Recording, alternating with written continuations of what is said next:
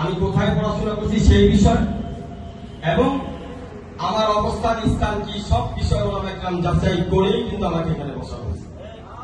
আপনারা যারা জানেন না তাদের জ্ঞাতার্থে বলবো, আল্লাহ ওয়ালারা যখন কাউকে সার্টিফাই করে তার উপরে আপনি মাধ্যমে করতে চান না, বেয়াদবি কিন্তু চরমভাবে বেয়াদবি।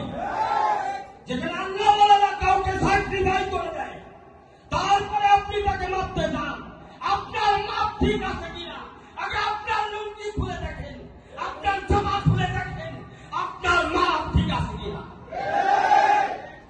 আপনার সাহস কত বড়, যেখানে আল্লাহ ওয়ালা কাউকে মাপ দিয়ে ফেলেছে তারপরে আপনি ফিতা ধরেন।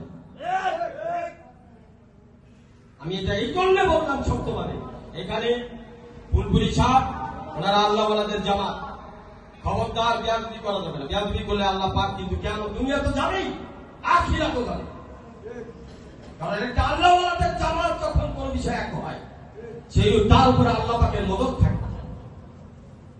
আমি ফুলপুরি সাহেবের সাথে আলোচনা করেছি, আগামী বছর থেকে, এই বছর থেকে অর্থাৎ শীতের মৌসুম থেকে ইনশাআল্লাহ সুম্মা ইনশাআল্লাহ ইসলামী মাহফিলের পরিবর্তে এখন থেকে নতুন ভাবে ঘোষণা হচ্ছে 3 দিনের ওয়াজ মাহফিল হবে, যেটা নারায়ে তাকবীর, যেটা 17 নম্বরের মার্কাজ হিসেবে 3 দিনের জন্য আমাদের মেহনত হবে, ওলামায়ে কেরাম বয়ান করবেন, সেটার মাথা ফুলপুরি সাহেব থাকবেন ইনশাআল্লাহ।